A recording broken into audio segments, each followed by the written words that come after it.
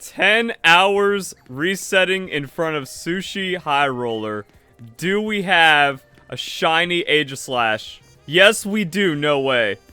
That looked red to me. I don't know why it didn't glow. It's off in the distance. Bro. This game's just shiny hunting simulator. Alright, let's get a competitive Pokemon. I don't care what else is here. We'll clear that later.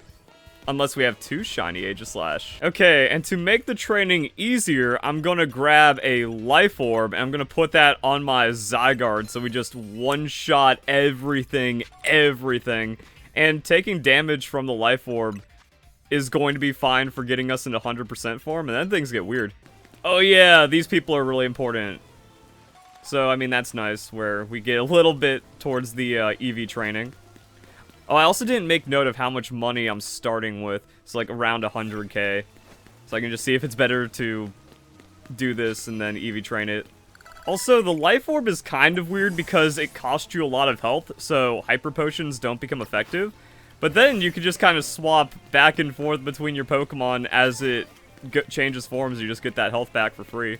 But since we're using ground-type moves, we could probably get away with the soft sand, and it's just fine. But yeah, boom. There we go. We just get 200 health. That's our Hyper Potion.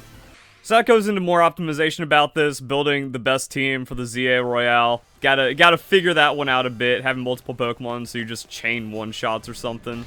Life Orb doesn't seem too great for the longer battles. Where did you come from, Talonflame? I do more damage to myself than the opposing Pokemon do to me. Alright, so that gets us to level 42. So it's kind of like its own Elite Four rerun, which makes sense in this game, and then you get a nice little reward at the end. 5 bottles of zinc. Oh boy, we made 25k right there. And then the candies, which we can use to get more Pokemon up. So, it's really, you do like 2 of them. Probably put your Pokemon close enough to level 50. And if you're doing all, like an entire bulk of them, then you just do all the medium candies. Get all 5 of those Pokemon to level 50. There you go. Yay, competitive Pokemon training is just locking in and doing infinite Z-A Royale an infinite amount of time. And because I'm doing competitive stuff, I don't want the Lure Ball. I should have gotten the gold Bottlecap instead. And then let's make it daytime to see how much money we got. And it's like, oh boy, we also ended up with around 100k, which is barely 1 stat to max. So the power items actually kind of matter. Alright, so we made 90k that go, 160k. Pretty low rates per hour, but vitamins being 5k isn't, like, kind of offsets that. So now, I don't even know what to do with competitive Aegislash in this game. Also, 2 rounds of the Z-A Royale get me to level 50, so that works out kind of nice. Don't have the bottle caps, though. That's just Z-A Royale. I guess I just need to find a side mission for my first go at it. Where are we at Mabel's research? Yeah, you need level 36 for all those bottle caps. Good luck, don't have fun. Alright, so because Mega Shards cap out, let's grab like 1 of each of these. Then I'll worry about a Mega some other time. Then we go to the Rust Syndicate, and we reset Aegislash's EVs. That kind of seems like it. Unless you lock in the EV training for level 50, you're going to have to head on over here and reset. And it's such a fortunate thing that they made it effectively free. Like, 5 Mega Shards is nothing, but if they didn't, then the game would be unplayable. Yeah, it would just be unplayable. So now we can do that. I know Aegislash needs max hit points, so we can just get the max hit points pretty quickly off Snover, is the play. And I wonder if we just go like hit points, attack, and try to win, or if defense is just the most important thing in this game. So, learning about everything else, like, it all comes full circle. You can't get a competitive Pokemon without knowing about the Z-A Royale and then blasting through that, but you kind of want to have trained Pokemon before you start taking on the Z-A Royale, and then we go into the ranked matches, you want to actually, like, understand strategy by that point, but you really can't without trial and error. Or also people, like, commenting what's working for them, but they could just be wrong.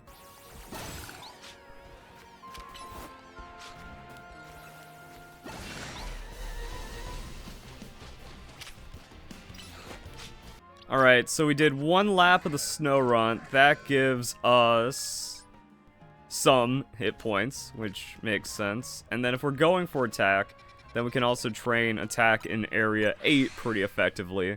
So we keep the power item on, do a little bit of that. And that Numal is still alive, so I don't think we got any extra EVs we didn't want. So, I mean, like, it saves a little bit of money. Every fight there saved a little bit of money. And it's really just how far you are in the Z-A Royale. If you're at, like, round 20 of doing this, you're probably just like, man, I have too much money. I'll never spend it all for EV training. So, we can buy... Oh, it's like, and there's all of our money. So, we buy that. Buy that. So, it only took 12 HP ups, which means, like, yeah, we actually did pretty alright there. At least initially. Then we max... Yeah, we barely got any attack from that. It's mostly just, like, you need the power items, and then the base stat stuff is whatever. And, I don't know. Okay, now we can actually use the feathers. Feathers don't really do or mean anything. At least we can do it here. So, yeah, we didn't KO the Numal by accident. Feathers we've accumulated throughout the game. There's max hit points, max attack, Aegis Slash. Judge says it's trash, though. So let's go and find that Bottlecap mission. Is it you? Yeah, I think it's you. We battle artistically, and then we get a Bottlecap. Jeez. Oh, this is just a psychopath that just spams explosion and self-destruct. Wait, that's Stadra. I get it now.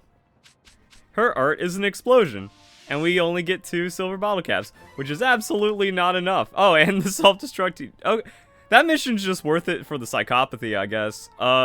There is one more for the gold bottle cap, so like we have to do that. Oh my god, it's a Furfrou League, so Elite 4. What? It's the Elite 4 Furfrou League. All right, so here's where we start the Furfrou quest. Becoming a Furfrou trimmer. What? So I guess you have to do this one first. Alright. Do we just know Slash? Hey, look at that. I say, do we just know Slash on our Aegis Slash so we don't have to mess up any of our other Pokemon? Cool. Razor Leaf? Oh, getting a gold bottle cap is annoying. Another favor with Psycho Cut? Bro, I don't even want the gold bottle cap anymore. And I can only battle them with Furfrou? I don't even want it anymore. It's like, what do? You go to Route 19. You catch all these Furfrou. You put them on your team while you're doing the Z-A Royale. Like, I guess that's it. Like, if you eventually want a gold bottle cap, you just put Furfrou on your team, and then you do some Z-A Royale, and then they get, like, high level. Yeah, going straight to competitive is rough. It's not like Pokemon Scarlet and Violet where, like, oh, I just have money, and then we're done. And it's effectively, like, once you get your first level 100 Pokemon, or you just try to use all of your raid rewards on large candies, extra large candies to put into a Flutter Mane, and then you just turbo controller the Ace Academy tournament until you can buy competitive Pokemon. That's effectively how that works. In this game, you need to make a specific Z-A Royale farming Pokemon, and you need to farm Z-A Royale an infinite amount of times until you're bored, and then you finally get to make a competitive Pokemon team. Hopefully, maybe. And then you also have to, like, use alpha Pokemon and stuff. So, it's a thing. So I kind of did it out of order, and it was not very fun. Hope you guys enjoy the video. Hope you all have a nice day. Thank you very much for watching.